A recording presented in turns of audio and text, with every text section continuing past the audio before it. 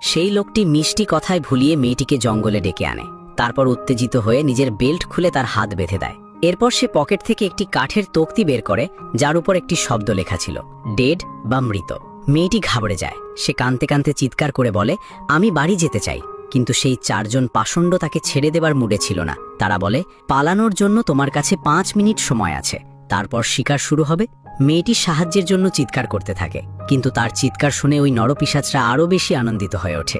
সবাই যেন হান্টিং mode on করে নেয়। 5 মিনিট শেষ, খেলা শুরু হয়ে গেছে।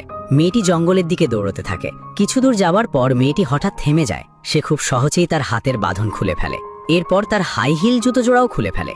মুখ থেকে চুল সরায়, চোখের জল মোছে এবং তার পুরো ব্যক্তিত্ব বদলে যায়। আসলে এই সবটাই ছিল তার একটা নাটক। সে বাইরে থেকে দেখতে যতটা নিরীহ ছিল, বাস্তবে সে ছিল একজন টপ ক্লাস কিলার। তার মিশন ছিল এই 4 জন অপরাধীকে চিরতরে শেষ করা। এই 4 জন চতুর লোক সমাজের সামনে ভদ্র সাজার ভান করত, কিন্তু আসলে জঙ্গলে মেয়েদের শিকার করে তাদের উপর পাশবিক অত্যাচার চালিয়ে মেরে ফেলত। তারা মেয়েদের আর্তনাদ শুনে আনন্দ পেত। তাই মেয়েটি এই মিশনের জন্য নিজেকে শিকারের মতোই তাদের সামনে তুলে ধরেছিল, কারণ সবচেয়ে বিপজ্জনক শিকারী সবসময় নিজেকে শিকারের মতোই দেখায়। সেই দিন ওই দলের লিডার ক্যাফেতে তার পরবর্তী শিকার খুঁজছিল। কোণে বসে থাকা ওই মেয়েটিকেই সে লক্ষ্য করে। সে ভাবে, আজকের শিকার পাওয়া গেছে। সে মেয়েটির কাছে গিয়ে হাসে এবং মেয়েটির কাপ থেকে কয়েক চুমুক পানীয় খেয়ে তার চোখের দিকে তাকাতে থাকে। কিন্তু মেয়েটিও তার চোখে চোখ রেখে ভাবছিল যে শিকার ফেঁসে গেছে।